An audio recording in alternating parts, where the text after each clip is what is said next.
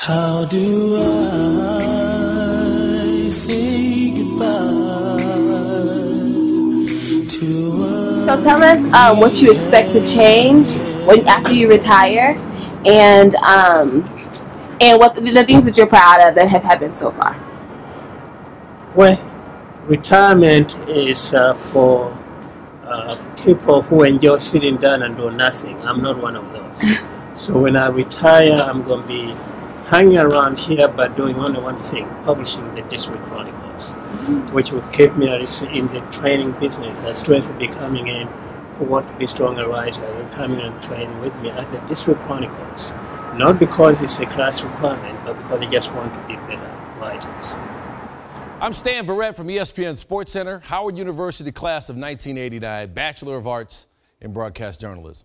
When my former classmate and now journalism professor Jennifer Thomas told me that Dr. Kaggwa was retiring, I wanted to make sure I got a chance to say thank you. And it's appropriate that I'm doing it from the studio where I work every day for ESPN, because without you, Dr. Kaggwa, I might not be here. Dr. Kaggwa identified me as a journalism student with some promise early on, adding my name to that yellow legal pad that was the place to be for jobs and internships at Howard. I was working my way through Howard as a radio personality, and every time I saw Dr. Kaggwa, he would ask me, I'm going to do my impression of him here, Mr. Verrett, you still doing that DJ stuff? I was, but then he found me a more serious job in journalism at the Washington Post as a copy aide and later as a news aide. And he helped me get placed in the Academy for Future Journalists at Northwestern's Medill School of Journalism, a prestigious and demanding summer program, all priceless opportunities. He begged me not to pledge my fraternity because he knew it would affect my GPA. He was right. It did, but I did it anyway. Dr. Kaggwa was usually right.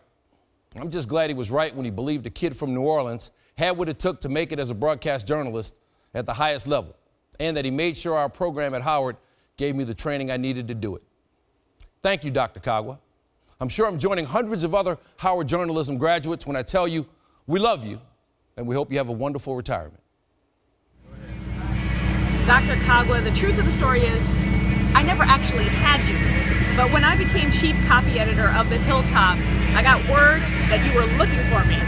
And then I did have a phone call with you and you asked me how come you didn't know who I was. And that story right there proves to me just how much of a dedicated teacher you have always been. You've cared about your students, you've cared about the people coming through the School of Communications and where they went. And I just want you to know, for people like me who've made it to the big leagues, we appreciate all that you have done and we hope you have a really happy retirement. Dr. Kaggwa, one of my favorite Howard University professors, it's hard to believe that after 40 years you are now retiring. I remember, like a lot of us do, you trying to get all of us broadcasters over to the newspaper side. Well, clearly, thankfully, that didn't work.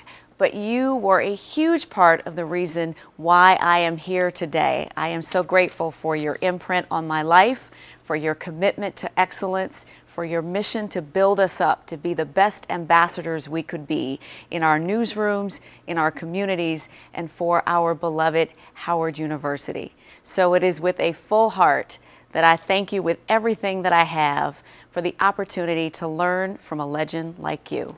Mwah. Okay, so now tell us what your favorite part about school is. My favorite part is just meeting the young people who have minds of their own. Every semester I get to see a different group of people. But when I retire, I probably miss them the most. Dr. Kaggwa, is your favorite student, Chuck here, out here in Los Angeles. Well, I should be your favorite student, but man, retirement already? Like, you only been here a little bit, but in all seriousness, congratulations. Thank you for everything that you've done for me, man. I tell the story everywhere I go. You personally walked me into Howard University as a transfer student. You changed my life. You've been there, a father figure, a mentor, everything and more. You're the real deal. They don't make them like you anymore. They really never did, to be honest. I'm gonna miss you, but you deserve retirement more than anybody at that school. You are the School of Communications. You are what Howard University is all about. And I will never forget you, and I'm so thankful for everything that you've done for me. I wish you well. Hopefully I catch you out here on the beach sometime soon. And take care. Thanks for the memories. Thanks for all the lessons and the life lessons that you taught me, as well as some of my other classmates. And I love you. See you soon. Congratulations. Well deserved. Hell of a run. from Chuck Walton. Hi, Dr. Kaggwa. It's Michelle Miller, Howard University class of 1989, presently correspondent, CBS News, coming to you from Studio 47 of the CBS News Broadcast Center right here on West 57th Street. I'm sitting in Scott Pelley's chair, the chair once occupied by Dan Rather and Walter Cronkite, but on occasion, I've had the opportunity to sit here and deliver the news. I pinch myself every time I do. I made it, Dr. Kaggwa. Do you remember? Do you remember me telling you about my dream? I wanted to be a network news correspondent. Specifically, I wanted to be a foreign correspondent. I can almost see that library of books sitting behind you and your desk as you rocked back and forth, ready to formalize the speech that you gave so many of us broadcast journalism hopefuls. Get a foundation in print, you said. You have to know how to write. You must be able to tell a good story, and then you can move on. But not until you start with square one. Do you know how many weeks I agonized over whether or not to switch my major from broadcast news to print? The late, great Dr. Lee Thornton had a say in that. I know you miss her. But two great things happened. Your words led me to two of the greatest newspapers in the nation, the Star Tribune in Minneapolis and the Los Angeles Times. And without those two experiences, I wouldn't be sitting here today. They were internships, but they led me here.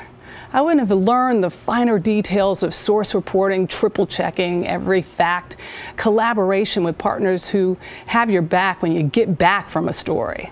But most importantly, it was networking with the best in the business that set me on my way. I know I haven't been the best at keeping in touch. 2 kids, a busy husband, and living in the New York City area with this all-consuming job. But I want you to know that not a week goes by that I do not think about Howard University, the School of Communications, and the department chair, the man who we all thought of as our dean, the dean of our little journalism cabal. You have dedicated your life to schooling us. You should take a victory lap around the country and the world and visit every single one of us, because we are your legacy. And a life of giving and a life of service to others is a life well lived. We love you, Dr. Kaggwa. It's so hard.